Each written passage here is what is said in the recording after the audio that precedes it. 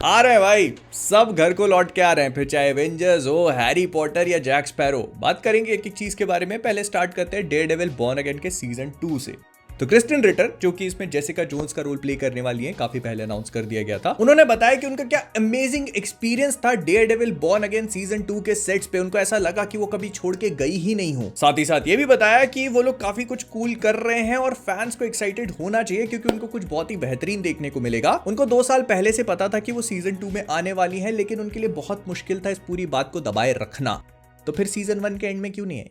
नहीं, क्यों नहीं आए तुम? फिर नेटफ्लिक्स वाले सोलो लेवलिंग के एक लाइव एक्शन सीरीज पे काम कर रहे हैं। इसमें जो हमारे मेन कैरेक्टर हैं उसका रोल प्ले करने वाले हैं बियॉन वू सियोक।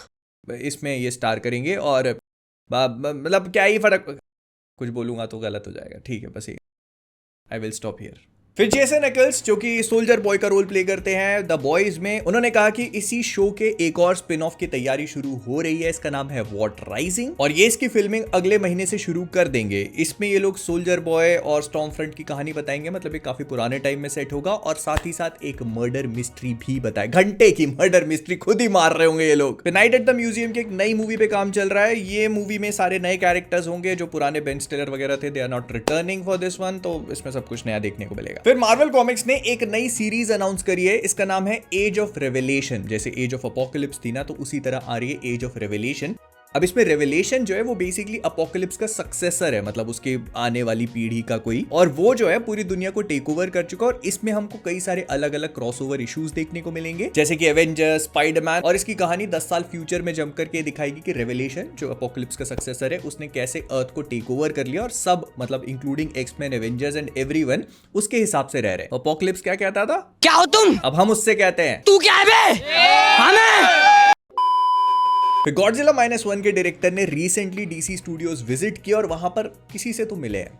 अब क्या जस्टिस लीग वर्सेस गॉडजिला आने पहले तुम जस्टिस लीग बना लो, ठीक है, उसके बाद हम लोग बात करेंगे डायनासोरों के बारे में। स्पीकिंग ऑफ विच, डीसी वालों का थोड़ा बहुत प्लान क्लियर होता हुआ नजर आ रहा है। इन लोगों ने प्लान किया हुआ है कि साल में 2 लाइव एक्शन मूवीज निकालनी है, फिर कुछ लाइव एक्शन शोज और एक एनिमेटेड शो भी। और ये कहा जा रहा है कि जो पूरी टीम है उनको एक एक करके दिखाया जाएगा और फिर जस्टिस लीग में पूरा इनको एक साथ इकट्ठा लेके आएंगे। जैसे हमको तो पता ही नहीं था, मैं तो सोच रहा था कि एक बार भंडारे में बैठ के लंगर खाने चल जाएंगे। और फिर जो उनके Superman, Batman, wonder woman, Aquaman, flash ऐसे लेगेसी कैरेक्टर्स हैं उनको री-एस्टैब्लिश करके स्क्रीन पे यूनाइट करेंगे जस्टिस लीग मूवी में। नहीं, हमको तो पता है, ये तो मैंने सोचा, मैं सोच रहा था भाई भंडारे में बैठ के लंगर खाने चल जाएंगे। इनफैक्ट डेविड जास्लाव का ये भी स्टेटमेंट आया है कि देखो कुछ टाइम पहले रॉक से बातचीत चल रही थी इस चीज को लेकर कि कैसे डीसी के फ्यूचर को आगे बढ़ाना है, एंड रॉक भाई साहब के पास डेफिनेटली बहुत सारी चीजें थी बताने के लिए कि ऐसा कर सकते हैं, वैसा कर सकते हैं, लेकिन फिर उनकी कन्वर्सेशन धीरे धीरे करके बंद हो गई जब ब्लैक एडम फ्लॉप हुई। तो जोक यही है।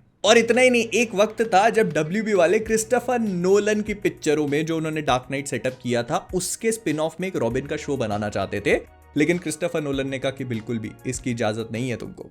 अच्छा ही हुआ भाई, वो बहुत वक्त खराब था, वो अभी कौन सा अच्छा चल रहा है। वैसे इतना बुरा भी नहीं है क्योंकि अगर सुपरमैन के बॉक्स ऑफिस कलेक्शन को एज ऑफ नाउ देखा जाए तो इसने टोटल वर्ल्ड वाइड 220 मिलियन की कमाई कर ली है। ऑल्दो इसमें से डोमेस्टिक कलेक्शन 125 मिलियन है और जितना इंटरनेशनली इसको करना चाहिए था, जितना लोग एक्सपेक्ट कर रहे थे, उतना अभी तक नहीं किया है। बट स्टिल बहुत सारी recently release super hero movies को ये आउट परफॉर्म करती जा रही है, including the Batman as well. फिर मैट शैकमैन, जो कि फैंटास्टिक फोर फर्स्ट स्टेप्स के डायरेक्टर है, उनका ये कहना पड़ता है कि सिर्फ इसी क्वेश्चन को अवॉइड करने के लिए कि आखिरकार फैंटास्टिक फोर थानोस के टाइम पर कहां थे, उन्होंने इनको दूसरी दुनिया में ही डाल दिया। भाई बोल देते कि ऑफ वर्ल्ड है, कितनी बार थॉर का ही सुनने मिल गया। कैप्टन मार्वल भी तो नहीं थी इन्फिनिटी वॉर में, तो बोल देते कि ऑफ वर्ल्ड है, दुनिया बदलने की क्या जरूरत थी। फिर इट की prequel series welcome to Derry अक्टूबर में रिलीज होगी। इसका पहला पोस्टर दिखा दिया गया है। मैं थोड़ा एक्साइटेड हूं इसको लेके, ऑल्दो मुझे सेकंड पार्ट उतना पसंद नहीं आया था, but still we'll wait and see how it goes. फिर अभी सुपरमैन बनने वाले डेविड कॉन्सर्ट से पूछा गया कि आपका ड्रीम रोल क्या है, तो उन्होंने कहा कि वो जो स्टार वॉर्स में एक्स विंग पायलट होते हैं ना, मैं वो बनना चाहता हूं। ये आदमी सुपरमैन है, इसको एक्स विंग का पायलट, इनके हाथ में सोने का कटोरा दो ना तो भी इनको भीख ही मांगना है। अबे वो जिंदा तक नहीं बचते भाई। फिर एडी गतेगी, जो कि अभी रिसेंटली हमने मिस्टर टेरिफिक देखे हैं सुपरमैन में, वो अगर आपको याद हो तो एक्समैन फर्स्ट क्लास में भी थे। उनका एक बहुत ही छोटा सा रोल था और उसी के रिगार्डिंग उन्होंने कहा कि उनको प्रॉमिस किया गया था कि फर्स्ट क्लास में तुम मर तो रहे हो लेकिन फिर वापस आ जाओगे, हम दोबारा रिसरेक्ट करें। भाई मानना पड़ेगा उस्ताद, बंदे के पास पिक्चर में बोलने को एक डायलॉग नहीं, लेकिन उम्मीद जरूर थी कि मर तो गया, क्या हुआ, आ रहा हूं वापस। Imagine telling your friends that और फिर कभी वापस ही नहीं आ रहे। क्या भाई जो मजे चल रहे होंगे उधर, लेकिन अब बंदा बन चुका है मिस्टर टेरिफिक। तो वही बोल, पहले तुम क्या बोलते थे, अब हम। फिर हमारे बिली बुचर कार्ल अर्बन ने फाइनली द बॉयज को बॉयज रैप अप हो चुका था, लेकिन उन्होंने एक गुड बाय मैसेज दिया। उन्होंने कहा कि बहुत ही बढ़िया जर्नी थी, मजा आया, फकरिंग, जो जो जो भी वो बोलते हैं वो सारी चीजें हम देखेंगे। उसके बाद हम भी गुड बाय बोलेंगे, फिर देखते हैं क्या होता है। एंड मैं देखना चाहता हूँ। फिर the terminal, young women and the sea और लायन किंग जैसी मूवीज पे काम करने वाले जेफ नेथनसन जो है वो पायरेट्स ऑफ द कैरिबियन की नई मूवी पे काम कर रहे हैं। इसके बारे में हम लोग बहुत लंबे टाइम से सुनते हुए आ रहे हैं, बट अब ये सुनने को मिल रहा है कि इस मूवी जो ये लिख रहे हैं इसमें जैक स्पैरो, एलिजाबेथ टर्नर और विलियम टर्नर ये सब लोग वापस आएंगे। लगता है 10 साल पूरे। एक मिनट, 2007 में आई थी ना आखिरी वाली, 2025 भाई 18 साल माकड़ा जमीन पे आना ही नहीं है क्या, 20 साल होने वाले हैं। फिर रिसेंटली टॉम हॉलैंड से किसी ने पूछ लिया कि ऑडिसी का एक्सपीरियंस कैसा था, तो बंदा तारीफ करते नहीं रुक रहा। भाई it was once in a lifetime experience, मेरा रोल इतना बढ़िया है, ये पिक्चर इतनी बढ़िया है, आप लोग जब देखोगे तो आपको मजा ही आ जाएगा। This was without a doubt one of the greatest experience I have had on the set. भाई इतनी भी तारीफ मत कर दो कि अगली पिक्चर में स्पाइडरमैन को ही मरना पड़ जाए, है ना। और फिर थोड़ी शर्म आ गई तो ब्रांड न्यू डे के बारे में भी बात कर ली कि उसकी शूटिंग अभी रिसेंटली चालू हो जाएगी। मतलब इसको 1 अगस्त से 15 अगस्त तक फिल्म किया जाएगा स्कॉटलैंड में, ग्लासगो में एक सेट वेट खड़ा किया हुआ है। और टॉम हॉलैंड ने इसी बारे में कहा कि जब नो वे होम बना रहे थे वो लोग, तो कोविड की वजह से बहुत ज्यादा रियल लाइव लोकेशंस पे नहीं जा पाए, but now they are coming back to the old ways of film making. और फिर वो एक सेट खड़ा किया है वहां पर, काफी बढ़िया सीन होगा। बंदे को खुद भी नहीं पता होगा, हो सकता है बहुत बड़ी बात नहीं कि हो ही ना वहां पर स्टंट मैन पूरा मास्क वास्क स्पाइडरमैन बन के। पूछ लोगे ना अगर आंख बंद करवा के कि कौन से सीन तुम्हारे, बता नहीं पाएगा। फिर हैरी पॉटर के नए शो में हैरी पॉटर बनने वाले डोमिनिक मैकलॉफ्लिन की पहली इमेज रिलीज करी गई है। ऑल इन इज वो हॉगवर्ट्स के रोब्स वगैरह दिख रहे हैं और देखो भाई देखने में बहुत बढ़िया लग रहा है, लेकिन मुझे लगता है अगर रामचरण को लेते तो परफेक्ट कास्टिंग होती। फिर जैक क्रेगलर जो कि रेसिडेंट इविल मूवी पे काम कर रहे हैं, उनका ये कहना पड़ता है कि देखो मैं जो बना रहा हूँ वो कंप्लीटली ओबीडियंट नहीं होगा रेसिडेंट इविल गेम्स या उसकी लोर को लेके। मैं बस एक ऐसा एक्सपीरियंस बनाना चाहता हूँ जिसको देखकर आप थिएटर्स में मजा ले सको। Oh shit, here we go again.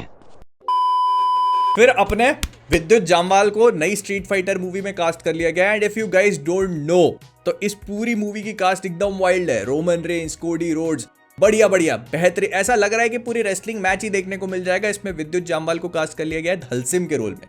धलसिम street fighter games में एक ऐसा कैरेक्टर है जो आलती पालती मार के बैठता है, हवा में लेविटेट करता हुआ, और किसी को मारने के लिए हिलता तक नहीं है, हाथ पैर लंबे कर करके मारता है। विद्युत भाई आप अभी वस्त्र नाभि कैसे करोगे अपनी। फिर जो रूसो का कहना है कि एवेंजर्स डूम्सडे की एंडिंग अभी तक वो लोग डिसाइड नहीं कर पाए हैं। उनका कहना ये पड़ता है कि एंथनी रूसो के पास चैट जीपीटी प्लस का अकाउंट था और जब से वो मिसिंग गए हैं तब से वो जो भी प्रॉम्प्ट डालते हैं वो 3 तक खत्म हो जाता है और फिर उसके बाद उनकी कहानी उनको मिल नहीं पाती। He is not satisfied yet. देखो जो ही है ना, हाँ जो भाई इस रोस्ट फर्स्ट पे जोक सिर्फ मैं ही मार सकता हूँ। हमको पता है डूम्सडे की स्क्रिप्ट कंप्लीट नहीं हुई है, लेकिन ऐसे मजे तो मत लो चैट जीपीटी के नाम पे।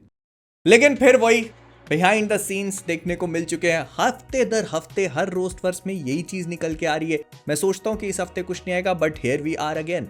तो इस बार कुछ लीक वीक नहीं हुआ, ये एक आदमी की हरकत है। तो ये बंदा बॉबी डैजलर जो है ये थॉर का स्टंटमैन है। इसने एक इमेज शेयर करी है जिसके अंदर हम लोग डूम्सडे का टीवीए वाला सेट देख सकते हैं। I am not kidding, doomsday TVA के सेट पे फिल्म हो रही है और इन्होंने ये इमेज इंटरनेट पे पोस्ट कर दी। अब इससे 2 बातें क्लियर हो जाती हैं। एक तो टीवीए आएगा, मतलब लोकी अनाउंस कर दिया तो टीवीए तो आना ही चाहिए था, ये हमको पता था, ठीक है, लेकिन देख के अब कंफर्म हो जाता है। और दूसरी चीज, जो स्टंटमैन है वो थॉर का है। The reunion is happening. लेकिन आपका रियूनियन नहीं हो पा रहा है नीचे वाले लाइक बटन के साथ में। क्या कर रहे हो? मैं वेट कर लेता हूं, आज मैं वेट कर लेता हूं, ठीक है, तुम करो, मैं यहीं बैठा हूं। मैं नहीं जा नहीं रहा, मैं तुम करो, मैं बैठा हूं यहीं, जा नहीं रहा।